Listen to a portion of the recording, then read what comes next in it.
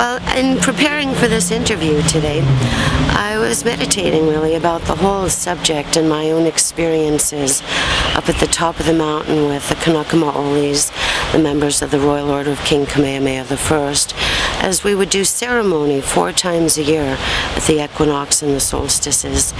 And I got to experience firsthand the profound sacredness of the mountain, what it means to the people here, how very, very precious it is.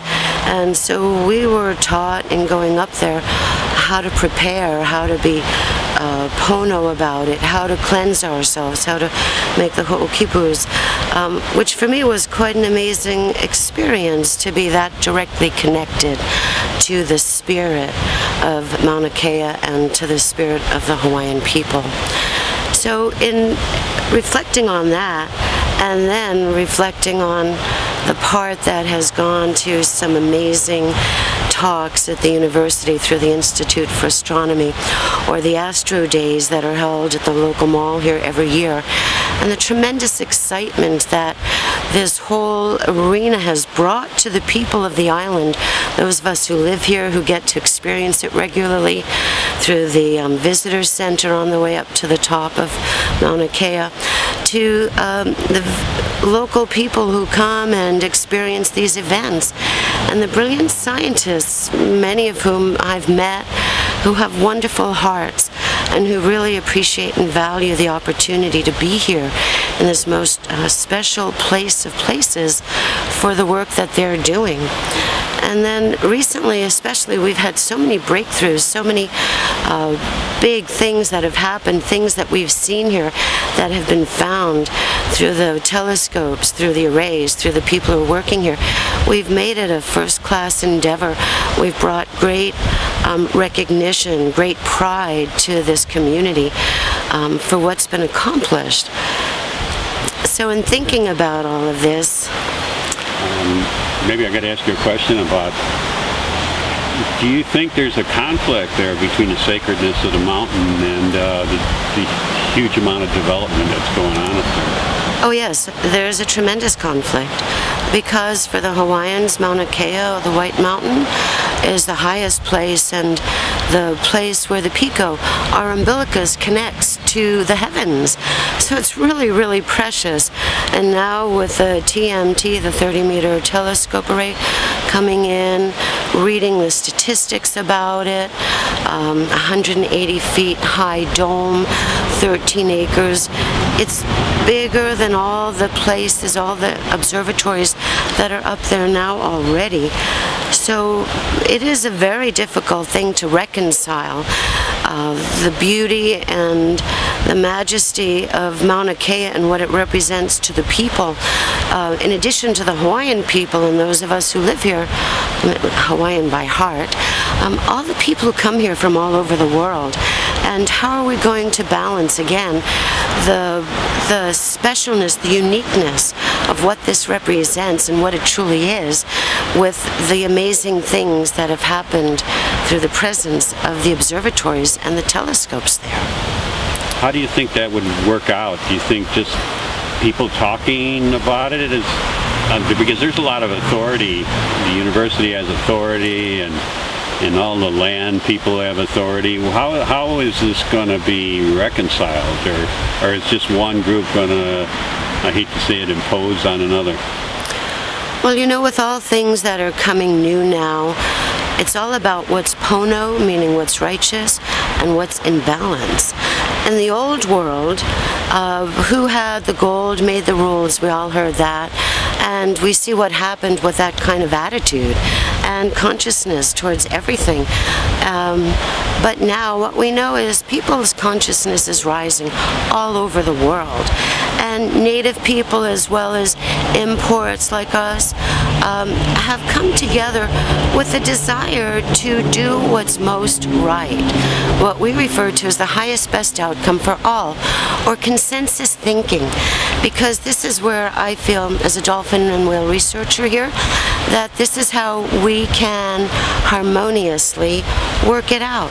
Everyone has an equal stake at the table. Everyone's concerns and regards and desires and visions and intentions are put out, we can find first where is our common ground and go there. When we find common ground, then the rest we can tweak, the rest we can make the adjustments that need to be made so that ultimately we have common ground. We have the highest, best outcome for everything involved, everyone involved. Now, some Hawaiians feel that, Hawaiians don't go up there very often, but they feel that the legacy is to look at the mountain in a pristine condition. And they're saying that no more telescopes. Forget the TMT, that the rest of them there should be a plan to take them down.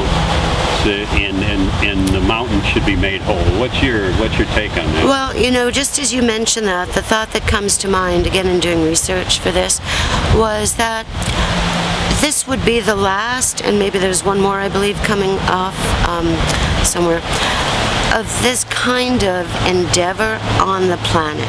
Because the next obvious move is to take them out into space, where we have zero need to be concerned about pollution, dust, light, and all those other things, airwaves that jiggle, all that stuff, technical stuff. So I think we could look to the day where actually these kinds of setups will be taken down, because the next level of science, the next progression will be to move it off planet, where we could get like the most remarkable information and knowledge, and we would be able to restore the pristine nature of Mauna Kea and other sacred places across the world that the might makes right and the golden rule consciousness has sought to make use of in a less than wholesome way. Let's work better to reclaiming it, making it all good for all of us. Now, this is kind of an interesting idea. I haven't heard it before, and you just brought it up. Do you think that should be a part of the plan for Mauna Kea, is how to dismantle what they've brought up there, what man has brought up there? Well, first I think they have to consider that the time will come and implement this as part of the plan, because to me it seems obvious in terms of the work and the research and how far we've gotten with Earth-based technology, but we know that there's way more technology coming down the pike, and we would be able to make it something far more cost efficient doing things like this with the newer technologies, the long lastingness of telescopes, like realizing how old Hubble is, for example, and all they had to do to fix it up and keep it going for more years. We need to look at how much more sophisticated we can be than even what this represents, and go there and go to do it someplace off planet and work in the plan that, when we got the eye in the sky, or the eyes in the sky, we'll be able to say, okay, gone, and to rehabilitate, make it whole again, and preserve it, do the best we know how between now and that time. We have to. Do you think that this could be actuated by actual money being set aside for 20 years in the future to dismantle all these things? Yes. It would be a wise thing to have a fund set aside, perhaps through the Moore Foundation and Conservancy Group, and people who have these vested interests, and other nations too, because again, what will give us the most best outcome is our most best behavior all along the way. Okay.